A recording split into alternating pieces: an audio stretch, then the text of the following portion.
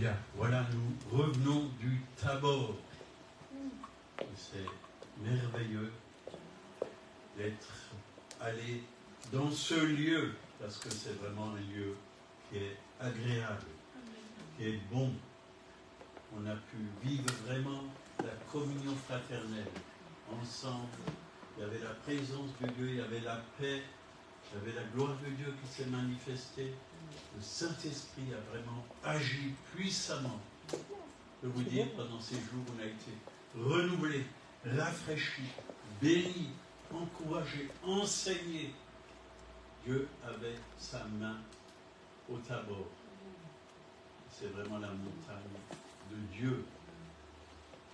Voilà. Je demanderai à ceux qui étaient là-bas, est-ce que vous avez un témoignage à donner? Vous pouvez venir.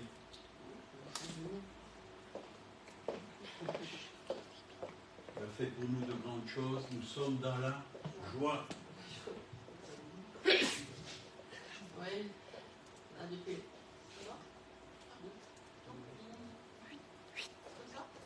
Comme ça, c'est bon. Oui, d'abord, là, vraiment, je conseille cet endroit. Parce qu'il y a de merveilleuses choses qui se sont passées chaque jour. Hein. Là, ça a commencé mercredi soir. On a donc pu dire la parole de Dieu. Et chaque fois qu'on mettait le thème, pour commencer à chanter, tout ça, le Saint-Esprit venait chaque fois, il avait le courant à un coup en l'air. Les cheveux partaient comme ça, et ça repartait. Et on était carrément transplantés, je ne sais pas, c'était plus l'église, c'était un endroit merveilleux, côté du Saint-Esprit qui nous renouvelle, parce que là il m'a renouvelé mon cœur, mon âme, remplie maintenant d'un amour encore plus fort. Parce qu'il m'a fait revivre, je me suis encore mis à terre.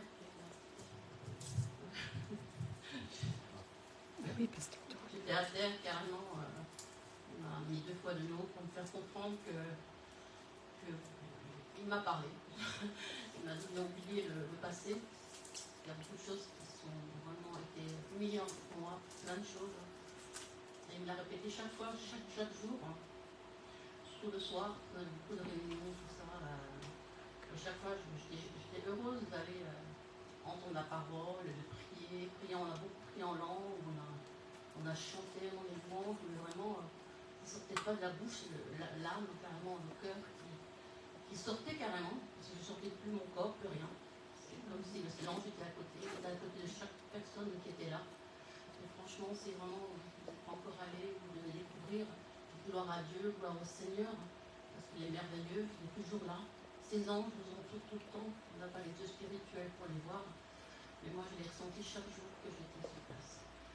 Au nom de Jésus, je le glorifie. Et je le... Amen. Amen. Amen. C'est vrai. Dieu est bon. Et nous avons vraiment vu. 1, 2. Nous avons vraiment vu la présence de Dieu, les colonnes les colonnes de Dieu, les colonnes de gloire qui sont montées dans la salle. La puissance de Dieu. Les personnes ont été libérées, guéries, restaurées. Moi-même, j'ai fait de la relation d'aide avec des personnes. J'ai vu des délivrances, des esprits sortir. Vraiment, des gens transformés, totalement transformés. Dieu est à l'œuvre. Est-ce que vous le croyez qu'il est aussi à l'œuvre ce soir? Amen. J'entends pas beaucoup d'amen. Amen. Amen. Amen. Ou alors j'ai des bouchons dans l'oreille. Non, amen. Amen. Voilà, un amen. Merci. Merci. Ce soir, j'aimerais vous parler du psaume 133. C'est un petit psaume, mais il est très grand et très profond, parce que c'est un psaume qui est vraiment inspiré par David. Psaume 133. Voici, ô qu'il est agréable, qu'il est doux pour des frères de demeurer ensemble. C'est comme l'huile précieuse qui est répandue sur la tête, descend sur la barbe d'Aaron, qui descend sur le bord de ses vêtements. C'est comme la rosée de l'Hermon qui descend des montagnes de Sion. C'est là que l'Éternel envoie la bénédiction, la vie pour l'éternité. Amen. Amen. Amen. C'était vraiment cela. Ça, oui. La présence de Dieu. Et vraiment, le Tabor est une maison qui existe depuis je ne sais plus combien d'années. 1958. 1958. Et ils ont leur propre source d'eau. Ouais. Et il y a vraiment une fontaine avec de l'eau. On peut la boire, elle est potable. Et tout l'eau qui coule au Tabor, c'est de la très bonne eau. Elle est pure, elle est agréable cette eau. Elle est fraîche. Elle est bien fraîche aussi, oui, c'est vrai. C'est la même eau qui est mise en bouteille en bas dans la vallée. C'est la même source. L'eau du vallon. Hein, Oui, c'est vrai. Voilà. Mais nous, on reçoit l'eau qui vient d'en haut. Les fleuves d'eau vive couleront de leur sein, a dit Jésus. Amen. Cette eau-là, elle est parfaite. C'est vraiment l'eau qui nous purifie, qui nous sanctifie, qui coule dans nos cœurs. C'est des fleuves, c'est grand, un fleuve, c'est grand, c'est puissant. Et ça circule tout le temps. C'est un fleuve qui est frais. C'est pas comme la Seine qui est polluée. Il y a eu toutes sortes de mauvaises choses qui ont été faites sur cette Seine. Mais le Seigneur veut aussi purifier cette Seine à Paris. Hein. Donc Dieu veut vraiment pour chacun d'entre nous la bénédiction.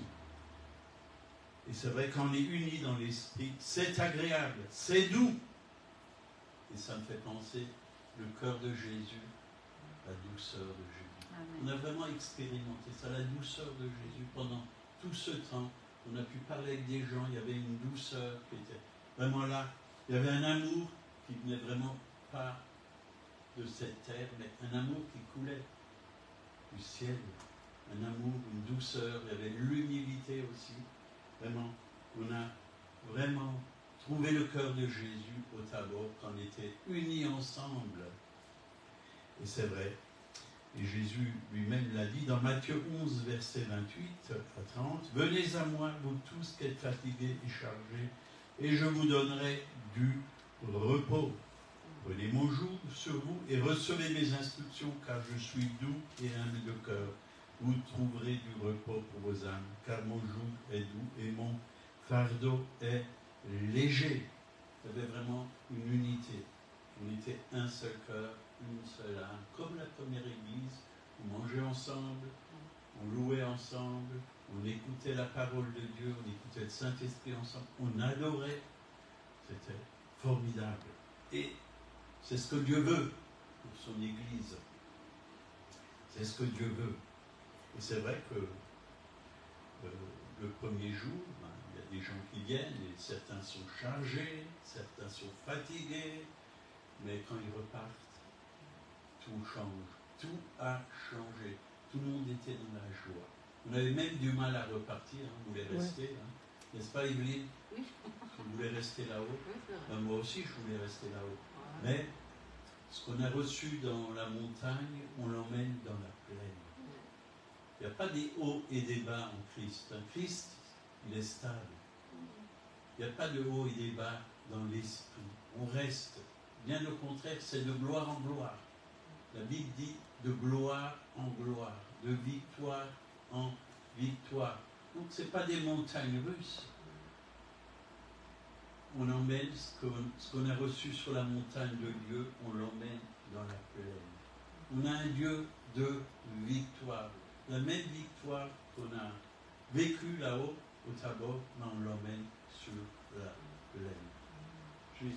Jésus est victorieux.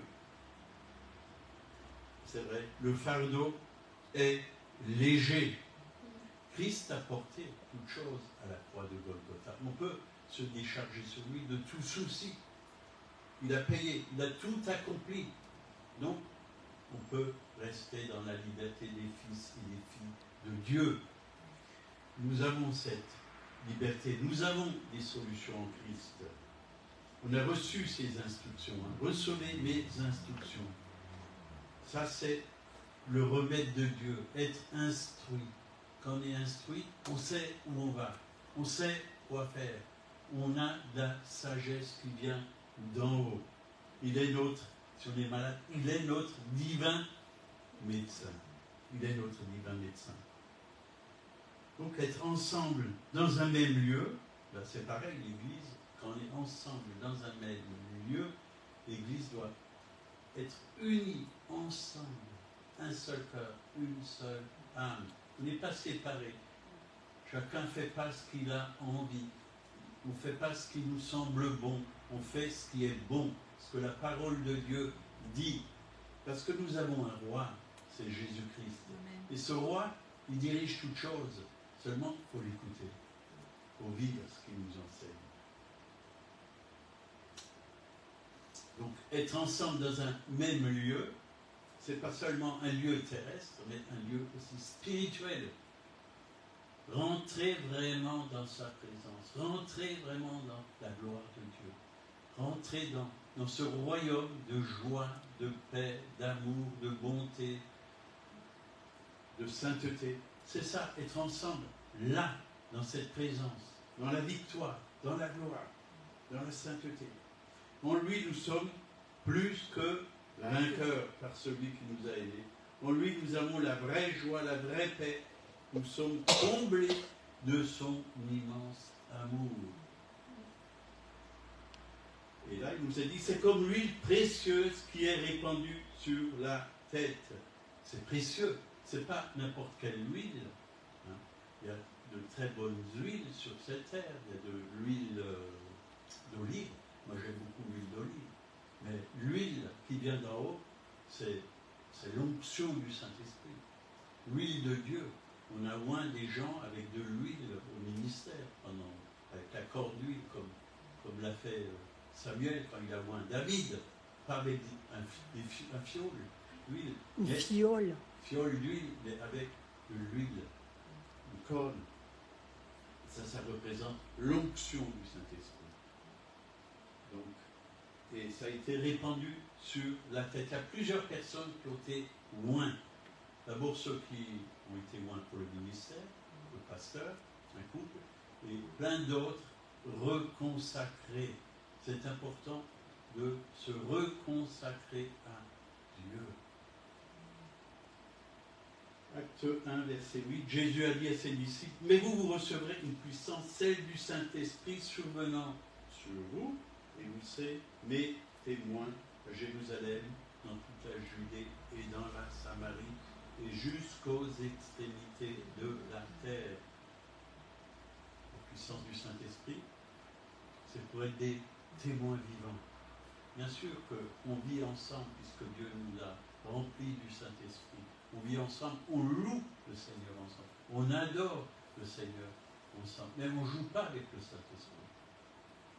Beaucoup trop de chrétiens aujourd'hui qui jouent avec le Saint-Esprit. Ils s'amusent à se prophétiser les uns sur les autres, des choses qui vont leur faire du bien. Mais où vous voyez ça dans la Bible? Il n'y a nulle part. C'est nulle part écrit. On doit se prophétiser les uns sur les autres. On peut donner une parole prophétique que Dieu nous inspire, une parole d'encouragement. Mais on voit des gens, ils ne font plus que ça.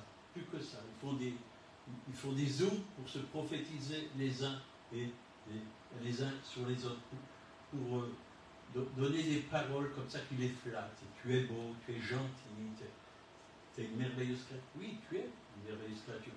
Mais faire que ça, c'est pas biblique. C'est pas biblique. C'est pour ça que l'Église, elle est faible. Elle ne marche pas selon la parole de Dieu. La parole de Dieu, quand on la reçoit, c'est pour la donner. C'est pour être des témoins, comme dit le Seigneur. C'est pour être des témoins. C'est pour aller par le monde, partout, annoncer la bonne nouvelle à toute la création. Et ça se fait tout simplement. Tout simplement. On avait Pierre Laude, hein, qui est connu, qui est chanteur, il a dormi chez nous, puis l'après-midi on lui a fait visiter Colmar, comme c'est une très belle ville, puis on y allait voir quelque chose, puis il y avait un monsieur là à côté de moi, sur une chaise, puis j'ai commencé à lui parler, puis petit à petit il m'a posé des questions, puis voilà, j'ai pu lui donner tout mon témoignage. Et il a été content parce qu'il avait une autre pensée du christianisme des chrétiens, religieuse, Il a dit, pour lui, ça ne lui convenait pas ce genre de christianisme. Mais quand on lui apporte un Dieu vivant, un Dieu puissant, il a dit, ben ça c'est tout à fait autre chose. Et il était très content d'avoir reçu ce témoignage. Donc, toujours dans Actes, nous devons accueillir le Saint-Esprit. C'est une personne. Acte 2, versets 1 à 4, il a dit le jour de la Pentecôte, ils étaient tous ensemble, vous voyez, encore tous ensemble, pas séparés, tous ensemble. Dieu cherche une église qui est unie, qui a la même vision, qui travaille ensemble. Pas un qui va à droite et l'autre à gauche, pas tous ensemble. Amen. Unis. On va dans la même direction. On fait ce que Dieu nous demande de faire. Une église qui écoute le Saint-Esprit. Amen. Et avant la Pentecôte, ils étaient dans la chambre haute. Ils ont prié pour que le Saint-Esprit vienne. Parce que Jésus leur a dit qu'ils devaient attendre à Jérusalem jusqu'à quand l'Esprit vienne. Et l'Esprit est venu, ils ont prié, et ils étaient dans le même lieu. Donc le jour de la Pentecôte, ils étaient tous ensemble dans le même lieu. Tout à coup, il vint du ciel un bruit comme celui d'un vent impétueux, et il remplit toute la maison où ils étaient assis. Donc il remplit toute la maison. Toute la maison. Nous sommes sa maison. Amen. Dieu veut vous remplir entièrement. Entièrement. Nous sommes le temple de Dieu. Le temple de Dieu, c'est pas des locaux comme ça, comme on a besoin de locaux pour nous réunir, mais c'est nous. C'est nous que Dieu veut remplir du Saint-Esprit, de force, de puissance, pour que nous soyons des témoins. Toute notre vie veut remplir. David a dit, dans le psaume 23, verset 5, « Tu oins d'huile ma tête et ma coupe déborde. » Déborde. Et c'est comme le psaume 133. C'est comme l'huile précieuse qui est répandue sur la tête, qui descend sur la barbe d'Aaron, qui descend sur le bord de ses vêtements. Cette présence va toucher les autres. C'est pour ça qu'elle déborde. C'est comme cette femme qui a touché le bord du vêtement de Jésus et elle a été guérie. Guérie. Et ceux qui ont touché Jésus, dans Matthieu 14, verset 36, il a dit « Ils le prièrent de leur permettre seulement de toucher le bord de son vêtement, et ceux qui le touchèrent furent guéris. » Donc ils étaient plusieurs qui ont touché le bord du vêtement de Jésus. Et ils étaient guéris, parce que l'onction, elle déborde, elle touche ceux qui sont autour de vous. Si vous êtes remplis, ceux qui passent à côté de vous sentent cette présence. Ils voient qu'il y a quelque chose en vous qu'ils n'ont pas. Moi, j'ai vu cette jeune fille, quand j'ai rencontré Jésus, qui est venue et qui m'a parlé. J'étais assis sur un banc, mais j'ai vu qu'elle avait quelque chose que je n'avais pas. Je n'avais pas ce qu'elle avait. Elle avait une joie, une paix, un amour. C'était le Saint-Esprit. Elle était remplie du Saint-Esprit. Tu vois, d'huile ma tête et ma coupe déborde. Déborder du Saint-Esprit. C'est ce que Dieu veut. Pour que d'autres soient sauvés, délivrés, guéris. Guéris. Oui, aujourd'hui, nous sommes son corps. Ses mains, ses pieds, ses yeux, son cœur. Celui qui est en nous est plus grand que celui qui est dans le monde. Christ est où? Il est en nous. Donc, si les gens sont touchés au travers de nous, au travers de la parole qu'on leur donne, une parole qui vient directement du cœur de Jésus, ils vont être touchés, ils vont être délivrés, ils vont être guéris, ils vont être sauvés.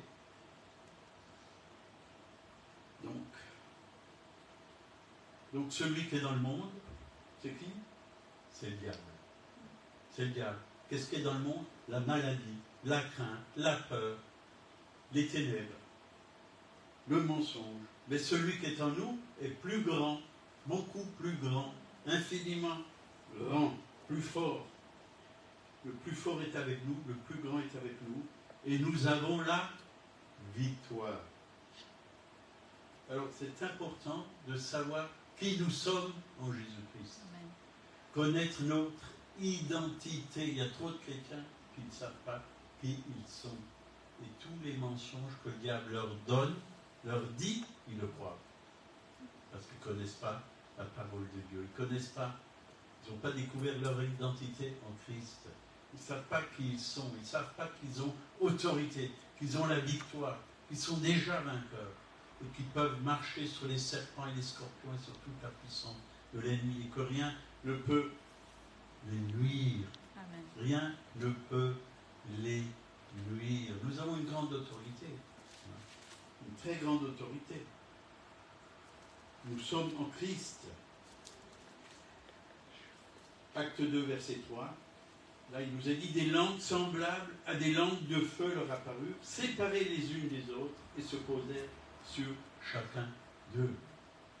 Voyez, quand le Saint-Esprit est venu, il y avait des langues de feu. Vous serez baptisés du Saint-Esprit et de feu. Feu, le feu. Le feu brûle tout, le feu purifie. On a besoin d'être purifié par le Seigneur Jésus-Christ. Amen. Dieu n'utilisera pas une église qui vit dans l'impureté, qui vit dans le mensonge, qui n'est pas purifiée, qui n'est pas sainte. Amen. Dieu désire vraiment que nous marchions dans la sainteté, dans la sanctification. Sans la sanctification, nul ne verra le Seigneur. On est dans les derniers temps et Dieu cherche des hommes et des femmes qui se sanctifient, Amen. qui marchent vraiment dans la pureté, qui se repentent s'ils sont dans le péché et qui vivent vraiment en nouveauté de vie. Des hommes et des femmes, le feu, ça nous rend bouillants. Amen. Bouillants. Est-ce que vous voulez être bouillant pour Amen. Dieu? Amen. C'est important que nous soyons bouillants. Si on est tiède, qu'est-ce qu'il a dit dans l'Apocalypse? On va Que le vomir. Dieu va nous vomir de sa bouche. De sa bouche. Moi, je n'ai pas envie d'être vomi de la bouche de Dieu. Mais je veux être bouillant. Amen. Bouillant. Et qu'est-ce qui s'est passé? Il y a eu des langues de feu, ils ont été purifiés. Ils furent tous remplis du Saint-Esprit et se mirent à parler en d'autres langues, selon que l'Esprit leur donnait de s'exprimer. Oui, il y a certaines personnes, oh, d'autres langues. Non, non, non, on ne veut pas ça. On ne veut pas ça. Mais si vous ne voulez pas ça, comment vous pouvez avoir la puissance de Dieu? Vous savez que l'ennemi n'aime pas le parler en langue. Il n'aime pas. Ça le dérange. Je ne comprends pas. En mon nom, la première des choses, ils chasseront les démons. Deuxième chose, ils parleront d'autres langues. S'ils boivent des breuvages mortels, ça ne leur fera point de mal. Ils imposeront les mains aux malades et les malades seront guéris. Tous ceux qui auront cru. Tous ceux qui auront cru. Donc c'est pour tout le monde. C'est pour tout le monde. Il ne faut pas qu'on dise, comme certaines personnes le disent dans certaines églises, c'est plus pour aujourd'hui. Dieu ne fait plus de miracles. On ne parle plus en langue. Ça vient du diable. C'est ce qu'on m'a dit quand j'étais jeune converti. Je suis venu en Alsace, je venais des Cévennes en Alsace, passé 3 ans dans les Cévennes, dans une communauté bouillante, où on allait dans les rues, on témoignait, on prêchait la parole, on a vu des conversions. Tous les samedis, on avait 30, 40, 50 baptêmes. Ils venaient de partout, parce qu'on témoignait toute la semaine. Et quand j'arrive ici, je vais dans une église à Villers, on me dit, je leur ai dit, pasteur, je lui ai dit que Dieu m'a libéré de la drogue, que je parlais en langue, ça vient du diable. Ça vient du diable. Vous voyez, faute de connaissance, mon peuple périt.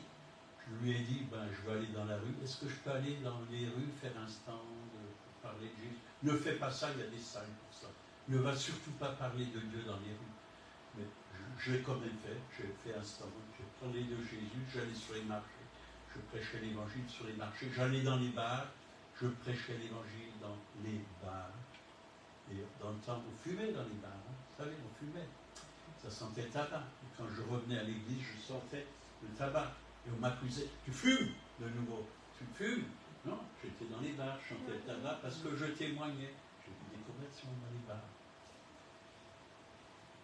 L'esprit religieux, il est encore là en France. Et Dieu veut balayer tout ça. Amen. Balayer tout ça. Au nom de Jésus, que Amen. cet esprit soit balayé des églises. Le feu purifie. Cela nous parle d'avoir une vie pure, sainte, loin du péché, être sanctifié en obéissant au Saint-Esprit. Avec le Saint-Esprit, nous sommes prêts à affronter les combats. Nous sommes des guerriers dans la prière, dans la foi. Nous exerçons l'autorité au nom de Jésus sur la terre. Combien de fois j'ai exercé l'autorité, hein. J'ai vu qu'il allait pleuvoir, même dans mon métier, voilà. J'ai exercé l'autorité et il a plu partout sauf à l'extérieur autour de la maison à Turquie où j'étais en train de peindre.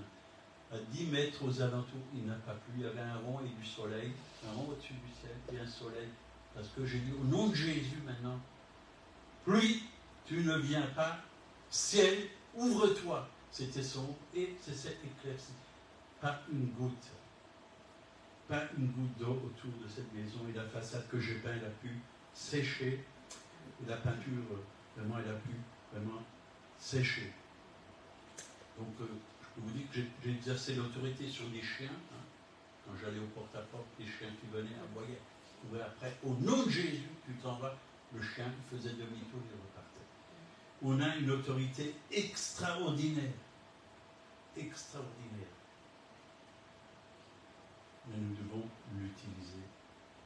Dieu ou Jésus ne va pas l'utiliser à notre place. Il a dit en mon nom, ils chasseront les démons. Nous devons utiliser, je vous ai donné le pouvoir. Hein. Tout pouvoir m'a été donné dans le ciel et sur la terre. Allez par le monde. Hein. Tout pouvoir. Il nous a donné le pouvoir pour détruire les œuvres du diable. Pour détruire les œuvres du diable. Pourquoi ils ont pu faire toutes ces choses aux Jeux Olympiques? Représenter les ténèbres, représenter le diable, toutes ces choses mauvaises. Pourquoi? Présenter que l'homosexualité, les transgenres, tout ça c'est bien, c'est une nouvelle ère qui vient sur la terre. Tiens, les ténèbres, parce qu'on n'a pas pris position, on n'a pas pris autorité, on n'a pas prié vraiment avec autorité pour le gouvernement, pour toutes ces personnes. Ça n'a rien à voir avec les Jeux Olympiques, ce qu'ils ont fait. Ni l'ouverture, ni la fermeture. Ça n'a absolument rien à voir. On a vraiment vu le visage de tous ces hommes qui nous gouvernent. Ce n'est pas le visage de Dieu, c'est vraiment le visage du malin. Il y a des hommes et des femmes dans ce milieu et au gouvernement qui sont dans les loges et qui font des choses qui ne sont pas la gloire de Dieu, je peux vous le dire. Mais Dieu est plus fort, Dieu est plus grand. Ce n'est pas moi qui va les juger, c'est Dieu qui va les juger pour tout le mal qu'ils font. Nous prions pour eux, qu'ils se repentent et qu'ils reviennent et qu'ils viennent à Dieu surtout. Amen.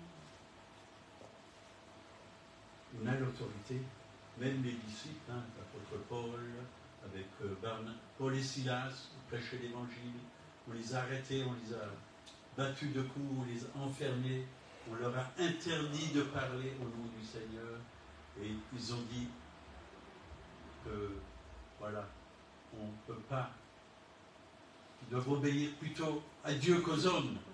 Et c'est ce que nous voulons faire. Amen. Moi, je n'ai pas peur d'aller en prison pour la gloire de Dieu. Je n'ai pas peur. J'ai déjà passé une nuit en prison quand je faisais du porte-à-porte, parce que la police est venue. Qu'est-ce que vous faites là? Ci et ça. Vous n'avez pas le droit de parler de Jésus, surtout ici, dans cette ville, à Romans. Hein, à Romans. Cette ville est communiste. On m'a pris dans la prison. Toute la nuit, on m'a passé des images pornographiques devant les yeux. Voilà ce qu'il faut croire. C'est ça. Vous ferez mieux d'aller coucher avec une prostituée. Et je leur ai dit, ben non, moi, je crois en Jésus et personne ne pourra enlever Amen. ce que j'ai reçu Amen. dans ma vie, cette paix, cette joie que j'ai reçue. Amen. En Gloire Jésus, à la Dieu. sainteté que j'ai reçue. Gloire à En Dieu. Jésus. Psaume 23, verset 4. Quand je marche dans la vallée de l'ombre de la mort, je ne crains aucun mal, car tu es avec moi, ta houlette et ton bâton me rassurent. Je ne crains aucun mal. Nous n'avons plus à craindre le mal. Jésus a vaincu le mal. Ça veut dire qu'il a vaincu le malin. Et nous l'avons vaincu avec lui. Parce qu'il vit en nous. Il nous a rendus vainqueurs. Ta houlette et ton bâton me rassurent. La houlette est utilisée par le berger qui garde les moutons ou les brebis, le pâturage, pour les ramener, ceux qui s'écartent du troupeau. Il les ramène. C'est vrai que parfois on peut un peu dévier, mais ce n'est pas la volonté de Dieu. Mais Dieu nous ramène dans le troupeau, parce qu'un chrétien seul est en danger. Il devait les ramener, et encore aujourd'hui, il faut qu'il ramène les brebis qui s'égarent, parce qu'il y a un danger. L'ours, dans le temps c'était l'ours, en Israël, l'ours, mais ici c'est les loups maintenant. Les loups qui viennent manger les brebis. La houlette conduit, le bâton ça sert aussi à taper sur l'ennemi, bien sûr, et aussi, déjà, le berger, il a besoin d'un bâton, quand il marche, vous voyez, il s'appuie sur le bâton, et quand l'ennemi vient, il donne des coups, mais aussi, le bâton, c'est aussi pour nous corriger, le bâton de la parole, c'est pour nous corriger quand on est à côté. Donc, on revient au psaume 133. C'est comme la rosée de l'Hermon qui descend sur les montagnes de Sion. C'est là que l'Éternel envoie la bénédiction, la vie pour l'éternité. L'Hermon, 3000 mètres d'altitude.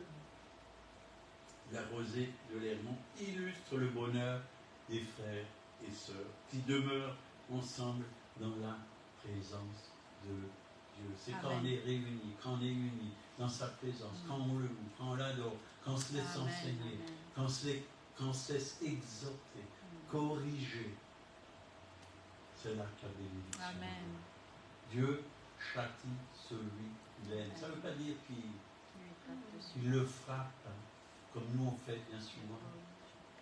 À l'école, dans le temps, on nous donnait un coup, mettez les doigts comme ça, et avec la baguette, on nous tapait sur les doigts. Et au coin. C'est pas ça. Ça n'a rien à voir. Ou un coup sur les fesses. Non, c'est pas ça. Dieu nous reprend. Il nous corrige pour nous ramener sur le droit chemin. Parce qu'il nous aime. Il ne veut pas qu'on se perde. Il ne veut pas qu'on se perde. Tu es avec moi. Tu es avec. Il est avec nous. Restons avec lui. Amen. Un enfant, quand il y a des voitures qui passent, il faut qu'il tienne la main de son père, qu'il reste avec son père et qu'il traverse la route avec son père ou avec sa mère. Et il arrivera de l'autre côté, parce que le père, la mère, il sait qu'il y a des passages cloutés et c'est là qu'il faut passer. Et il y en a aujourd'hui, téléphone à la main, ils passent comme ça, sans regarder ni à droite ni à gauche, et il y en a qui se font renverser. On fait n'importe quoi aujourd'hui. Alors, soyons sages, Seigneur, remplis-nous de ta sagesse. Amen. Remplis-nous de ton esprit. Amen. Que nous puissions faire les œuvres que tu as préparées pour nous. Et que nous puissions encore voir des âmes passer des ténèbres à ton admirable lumière, de la mort à la vie, des miracles, des guérisons, des délivrances, Seigneur. Que beaucoup rentrent encore dans le royaume de Dieu. Merci pour toutes les personnes que tu mets sur notre chemin. Nous te louons, te bénissons parce que, oui, tu as mis quelque chose sur nous. Nous sommes des signes pour eux, Seigneur. Des signes du royaume. Amen. Parce que tu as mis sur nous un tampon, Seigneur. Sur notre front, un tampon. Ils voient que nous t'appartenons.